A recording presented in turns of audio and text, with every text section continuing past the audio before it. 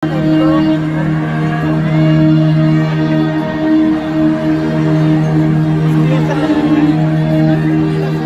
dito ako sa kapwa ko tao. And when I was mayor and even president, ginawa ko lahat na magagawa ko sa kapwa ko tao.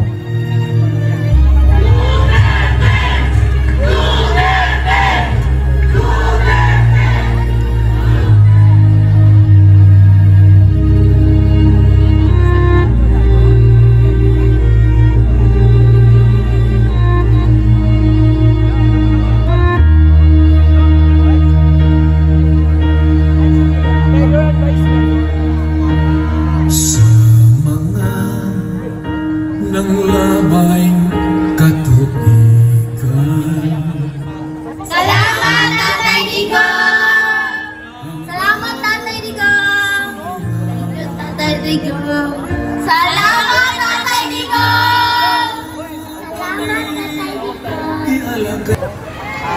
Samtang kita libo-libo nagtigom karong gabiuna o gihuyok-huyok sa babugnaw hangin. Dunay usa ka tawo nga nag-inusara sa usa ka bugnaw nga kwarto 1,000 ka kilometro gikan sa Pilipinas. Ang iyang pangalan Rodrigo Roa Duterte. Si Digong, amigo nako bisan pa wala pa ko sa politika. Nagaingon sila nga si Rodrigo Roa Duterte kuno adunay nahimong sala sa katawhan sa Pilipinas. If that is true, wala man tayo mahimo diya. Digong is not a perfect person. Nobody is perfect. He was not a perfect president. But there was only one thing perfect about him. His love for the Filipino people. Ingon nila, gidakop si Digong. Kay dunay sala sa katawan. But I will tell you the true story. Istoryahan tamo sa tinuod nga istorya nganong gidakop si Digong o gilabay dito sa The Hague, Netherlands. Let me start with the story of the Unity Team. 2022, nidagan si Bongbong Marcos, partner niya, si Sara Duterte. And they campaigned on the platform of uniting the country under a unity ticket. Apan wala pa mag-init ang ilang lubot sa ilang pwesto, doon na usa ka tao na nagsugod maniubra para siguruhon nga siya ang sunod nga maging leader sa atong nasod. This man is no other than Speaker Martin Romualdez. Nagsugod sila sa kitawag nga People's Initiative. Nagpapirma sila, hatag kwarta pirma, because they wanted to amend the Philippine Constitution. Balhinon ang presidential form of government ngadto sa parliamentary. Purpose, magpabilin nga presidente si Bongbong Marcos, mahimong prime minister si Martin Romualdez. Apan wala kadto magmalampuson. Busa ang gihimo nila, nagmugna sila og mga programa nga kuno para sa mga pobre. Ayuda, AX, MAX, Tupad, AKAP. Ang ilang intensyon kuno tabangan ang mga pobre. Isa kina kadakong bakak. Because as you all know it, ginapili lang ang hatagan sa ayuda. Kung dili ka supporter, Snow Pig ang imong pangalan. What is the purpose of the Ayuda program? To influence the local voters so that this coming election 2025, ang ilang mga lokal na kandidato mudaog para sa 2028, preparado sila sa pagdaga ni Martin Romualdez bilang presidente sa Pilipinas. This is the real story.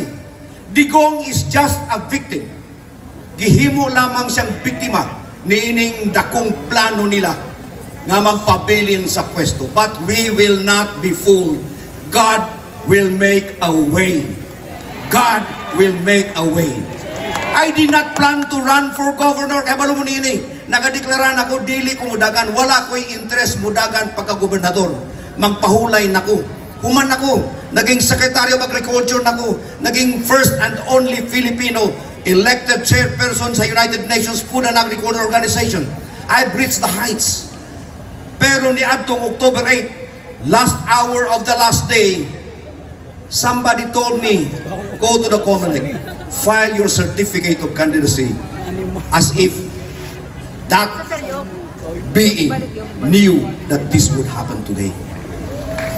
Ang akong pagdagan, baliklantaw, nagatuwa ko, pagbuot sa Ginoo. Kubaya wala. Kay kung wala kumudagan, sigurado nga nagalingkod karon sa atong Kapitolyo, magpabilin sa ilang pwesto o sa 2028, birahon nila ang North Cotabato nga musuporta kay Martin Romualdez. Why? Why? Because ang asawa ni Martin Romualdez, pag umangkon sa bana ni Lala Talinio Mendoza. That is the truth. They cannot deny that. Maugani nga, gusto na kong masabtan ninyo kini. Because ang gipanghimo nila mga programa, ang agenda nga gihimo nila, dunay kalabtanan sa ilang paningkamot na magpabilin sa pwesto. But we will not allow them to succeed. Dili ta mutugot nga magpabilin sila sa pwesto kay mahurot ang kwarta sa atong gobyerno. Ang atong utang karon 16.6 trillion pesos. Unsaon nato pagbayad na? Ang pondo sa PhilHealth gikuha na, ang Bulawan gipamaligya, PDIC, ang tanang mga pondo nga available, gipangbutang sa mga proyekto nga makakomisyon sila because they are preparing for 2028. But if we win in 2025 in North Cotabato, we will deliver North Cotabato for Sara Duterte. Yes! Dili na ko magpadugay. I hope you understood my message. Dili na ko magpadugay kay magkita pagkapunta. Dunay usa ka importante nga tawo nga mas gusto na ako madunggan ninyo. Anak sa atong presidente.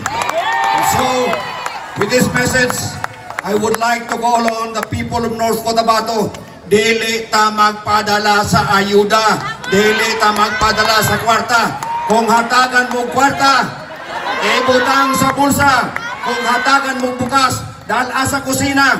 Pero pag abot sa Mayo 12, sunda ang dikta sa gugma. Manny Piñol for government.